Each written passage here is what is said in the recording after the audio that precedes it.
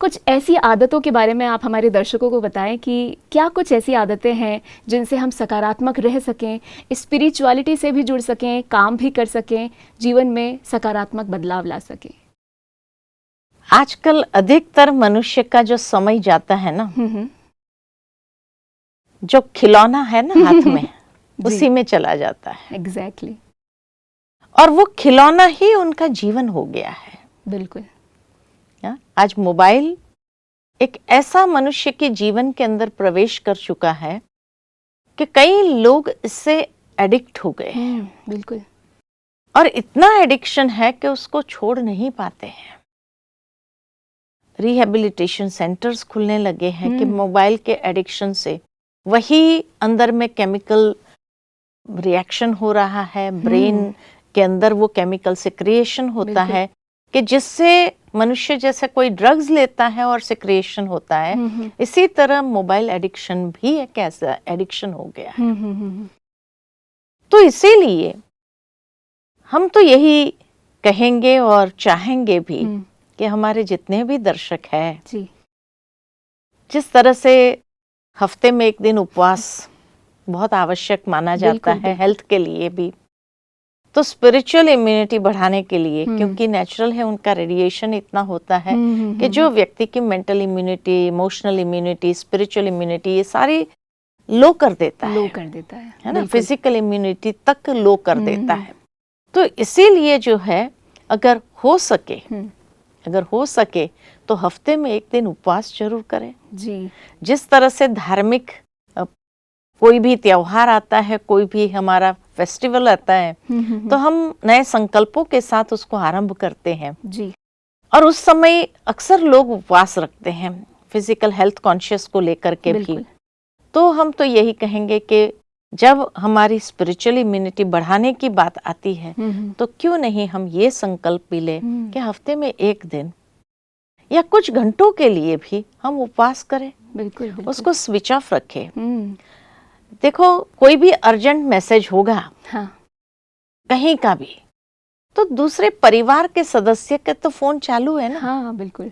Message तो कहाँ से भी मिल जाना है ना। और आने वाले समय में कहा जाता है कि जब सैटेलाइट से कनेक्टेड है और ये सब कुछ, तो सैटेलाइट आगे चल करके नहीं चले तो उस समय व्यक्ति की हालत क्या होगी, क्योंकि वो डिपेंडेंसी आ गई है। हाँ जी। और उस डिपेंडेंसी के चक्कर में अगर वो नहीं मिलेगा तो हालत खराब होंगी, मेंटल इम्बैलेंस क्रिएट हो जाएगा उसके जीवन के अंदर। तो इसीलिए आवश्यकता है कि अभी से अपने आप को उस अभ्यास में भी हम डालें। बिल्कुल। कि हाँ, अगर मिला तो बहुत अच्छी बात है, कोई चीज है अच्छी बात है, उसका प्रयोग करो।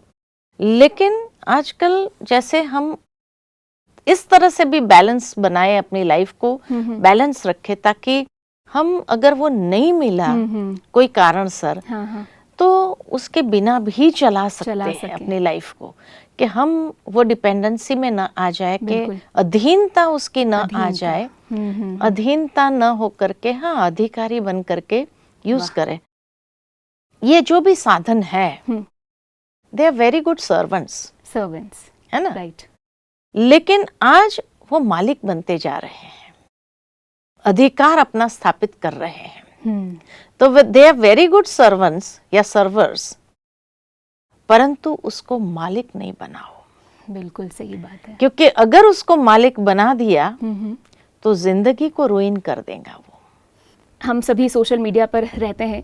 कई बार क्या होता है कि इवन मैं अपनी पर्सनल ही बात करूं तो कोई वीडियो डाला या कोई वीडियो देखा तो उस पर कमेंट्स आए या नहीं आए, तो वो बार बार चेक करने का ऐसा लगता है मन में कि बार बार चेक कर ले या कमेंट्स कितने आए उसे। तो ये इन सब चीज़ों में वक्त इतना ज़्यादा बीत जाता है कि कभी कभी मुझे खुद लगता है कि बाप रे कितना फालतू टाइम वेस्ट किया। ये हम सभी यूथ्स की आदत है और ये टाइम वेस्टिंग चीज़ है, ये हम जानते भी है फिर भी करते हैं। और सबसे बड़ी बात तो ये है कि अगर मानो किसी ने अच्छी कमेंट नहीं डाली या एक थम्स अप नहीं दिया या एक लाइक नहीं दिया तो कितना माइंड अपसेट हो जाता है। और अगर नेगेटिव कमेंट आ गए तो बहुत और भी ज्यादा ये हो जाते हैं। अंदर में नेगेटिव थॉट्स को या वेस्ट थॉट्स को क्रिएट करने वाली ये चीज है, कितनी बड़ी चीज है, जिससे कितनी मेंटल एनर्जी हमारी ड्रेन हो रही है।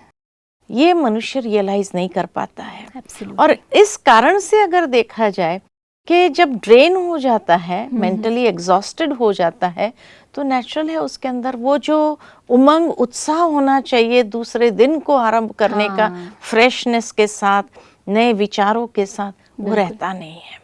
और कई बार तो वो चीज़ जब रात को अगर देखी और उन्हीं विचारों के साथ रात को नींद नहीं आती है, दूसरे दिन सुबह भी उन्हीं विचारों के साथ अगर उठते हैं तो नेचुरल है चिड़चिड़ापन, फिर गुस्सा, ये सब बढ़ने लगता है। बिल्कुल है ना। तो ऐसा इसीलिए कहा कि they are very good servants but very bad masters, है ना।